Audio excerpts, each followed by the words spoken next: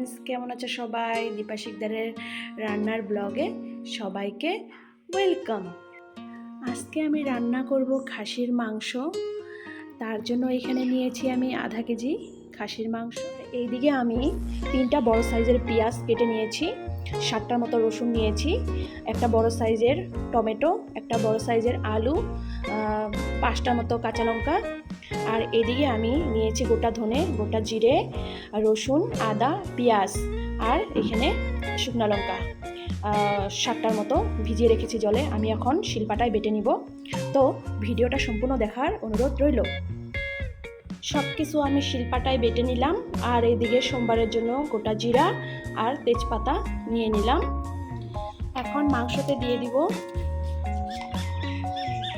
2 চামচ লবণ, 1 চামচ হলুদ গুঁড়ো, শুকনো লঙ্কা পেস্ট, জিরার পেস্ট,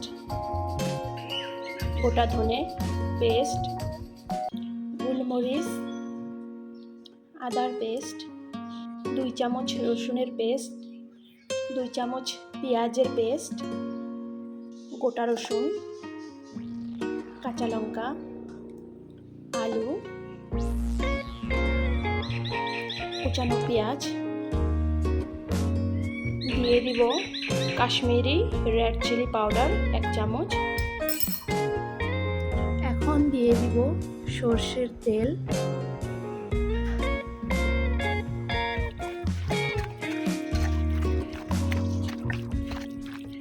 সবগুলি মশলা দিয়ে আমি ভালো করে মেখে নিলাম খাসির মাংসগুলি। এখন ম্যারিনেটের জন্য আধা ঘন্টার মতো রেখে দিব। কড়াই বসিয়ে দিয়েছি, এখন মাটনটা করে নিব। দিয়ে দিব তেল,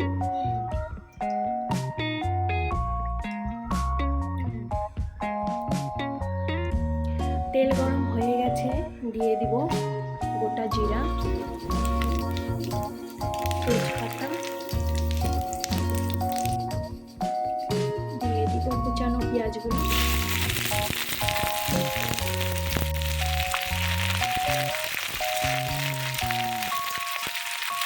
পেঁয়াজ ভাজা হয়ে গেছে, এখন ম্যারিনেট করে রাখা খাসির মাংসটা দিয়ে দিব।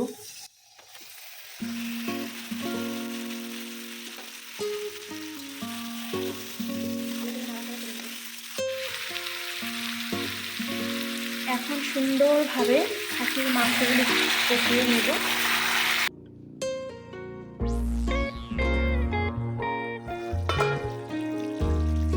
দিয়ে দিব কেটে রাখা টমেটোগুলি,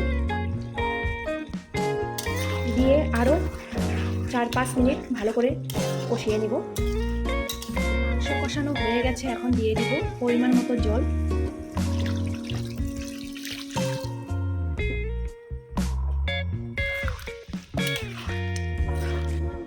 এখন মিডিয়াম ফ্লেমে মাংসটা হতে দিব। বেটে রাখা গরম মশলা। খাসির মাংসর রেসিপিটা যদি তোমাদের ভালো লেগে থাকে তাহলে আমাকে like, comment, share and subscribe করে দিও। তো আজকের জন্য টাটা, আবার দেখা হচ্ছে নতুন একটি রান্নার ব্লগে।